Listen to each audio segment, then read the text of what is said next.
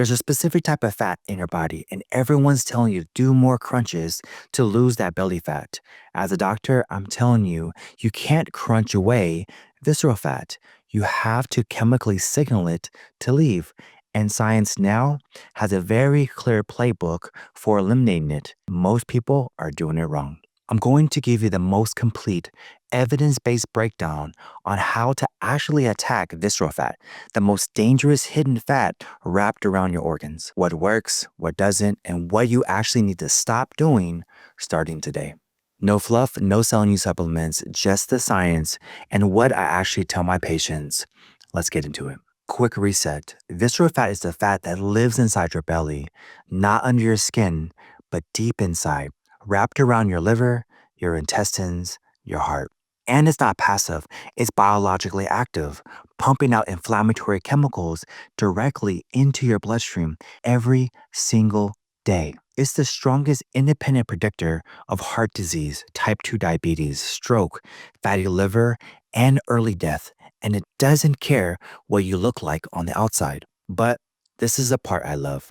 Visceral fat is one of the most responsive types of fat to the right interventions. Your body actually wants to burn it first if you do the right things. I'm going to break this down into 4 categories: what to eat, what not to eat, how to exercise, and lifestyle habits. Everything ranked by how strong the evidence actually is. Stay with me. Let's start with the most powerful dietary pattern. The research supports the Mediterranean diet. But most people don't know this. There's actually a supercharged version of it. The Direct Plus trial tested a green Mediterranean diet versus a standard Mediterranean diet. Same basic framework, but the green version added 3 things that doubled visceral fat loss. 14% reduction versus 6%, double. Same diet, 3 additions. What were those 3 things? Number 1, walnuts, 1 ounce per day, about a small handful. Number 2, green tea, 3 to 4 cups per day. Number 3, duckweed, a plant protein, 100 grams a day. Now, duckweed is hard to find. Don't stress it. But walnuts and green tea, those are at every grocery store. And the research on green tea catechins is compelling. 3 to 4 cups a day over 12 weeks showed measurable visceral fat reduction. That is accessible. That is doable. Beyond that, what else does the evidence back?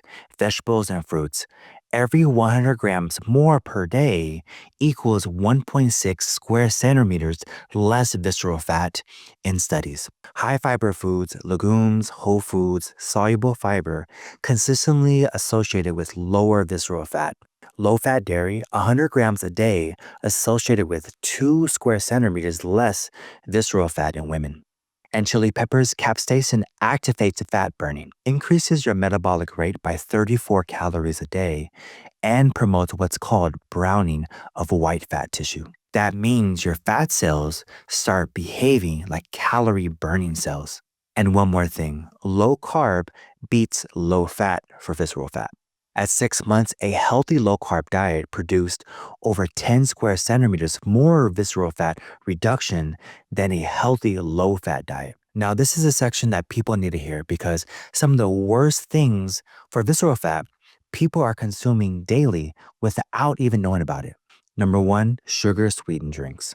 Daily drinkers of soda, sweet teas, and fruit drinks had a 10% higher visceral fat volume and a 15% greater visceral to subcutaneous fat ratio compared to non-drinkers. Over 6 years, daily consumers accumulated over 200 cubic centimeters more visceral fat than non-consumers. 1 drink a day, that kind of compounding over years. And yes, fruit juice counts too. The mechanism is fructose. Fructose specifically drives visceral fat deposition. It increases internal cortisol in fat tissue and triggers inflammation. This is how you get what researchers call TOFI, thin on the outside, fat on the inside. Looks fine, metabolically dangerous. Number 2, processed meat. Bacon, sausage, deli meat, hot dogs. Just 50 grams a day, that's about 2 slices of deli meat, is associated with a 32% increased risk of diabetes and a 24% higher cardiovascular mortality, and is directly linked to visceral fat accumulation. Red meat, 100 grams a day, 17% increased diabetes risk, 15% higher coronary heart disease risk. Number 3, heavy alcohol. Here's something that surprises people. Alcohol actually decreases subcutaneous fat while increasing visceral fat. So people who drink heavily may not look like they're gaining weight externally, but inside, the visceral fat is accumulating. Heavy drinking, over 14 drinks a week, associated with 25% higher odds of abdominal obesity. The fat just goes somewhere you can't see. Number 4, prolonged sitting. Every 60 minutes of sedentary time is associated with 0.62 liters more visceral fat. Replacing just 30 minutes of sitting with moderate activity is associated with nearly 8 square centimeters less visceral fat. Get up, move, even a 2-minute walk every hour makes a measurable difference. Now, here's where it gets good because exercise is where your body has an actual biological advantage when it comes to visceral fat. And most people are doing the wrong type. Let me give you the rankings from the network meta-analysis, the research that combines dozens of studies that tells you what actually works best. Number 1, HIIT, high intensity interval training. Highest ranking across the board for visceral fat, waist circumference, and body fat percentage. Number 2, vigorous aerobic exercise, running, cycling, swimming, pushing yourself. Number 3, combined aerobic plus resistance training, especially effective for people with prediabetes or diabetes. Number 4, moderate intensity aerobic, still effective, good starting point for beginners. Last, resistance training alone, least effective for visceral fat, especially for women and people with high body fat percentages. HIIT is a winner, and here's where it gets even better. Low volume HIIT perform just as well as high volume HIIT. So you don't need 2-hour sessions, 30 to 60 minutes, 3 times a week. That is the prescription. And remember this number, a 5% drop in body weight through exercise leads to a 21% reduction in visceral fat. Through diet alone, only 13%.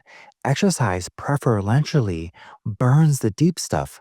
Biology is on your side. Even more impressive, exercise can reduce visceral fat by over 6%, even without weight loss at all. The muscle mass offsets the scale, while the internal fat is still going down. Now, resistance training alone, I know people were surprised about this. For visceral fat specifically, resistance training alone showed the weakest results, especially for women and people with higher body fat. It's not useless. It builds muscle, which matters for metabolism.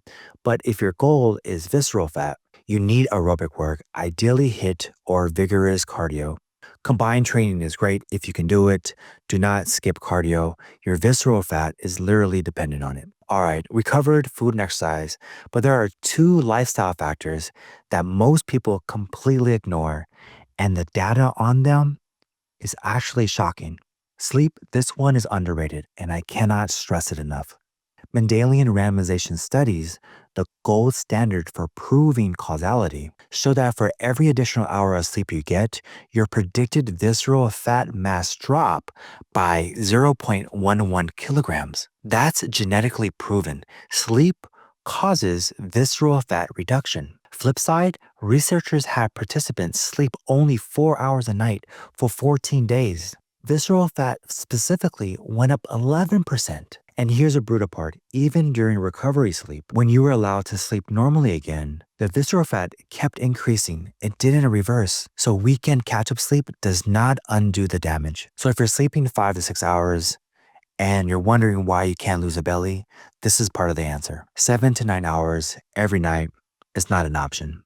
Stress and cortisol, chronic stress activates your stress hormone system and promotes preferential visceral fat deposition. Cortisol tells your body to store your fat deep around your organs. Stress management isn't self-advice, it is metabolic medicine.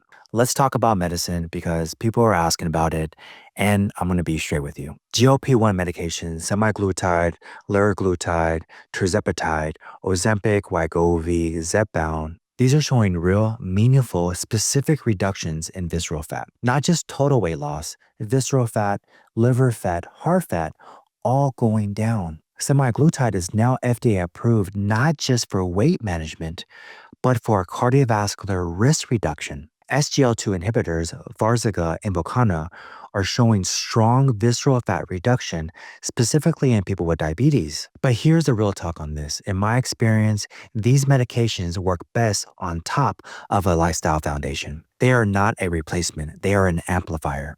And for people in communities like mine, where access is limited, where cost is prohibitive, the lifestyle interventions I just gave you right now are available today, free. Let me bring it all home. Eat green tea, walnuts, vegetables, fruits, fiber, fish, low carb patterns over low fat. Avoid sugary drinks, processed foods, heavy alcohol, sitting for hours on end. Move, hit, or vigorous cardio 3 to 5 times a week. Do not skip aerobic work. Sleep 7 to 9 hours every night. It's not negotiable.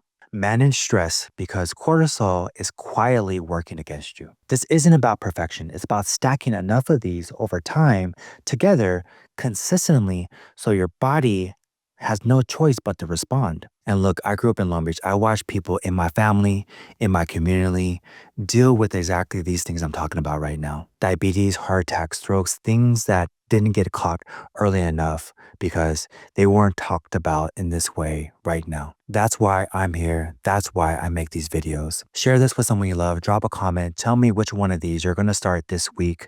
I read all of them. Most people want to look healthy. I want you to be healthy all the way through. I'll see you on the next one.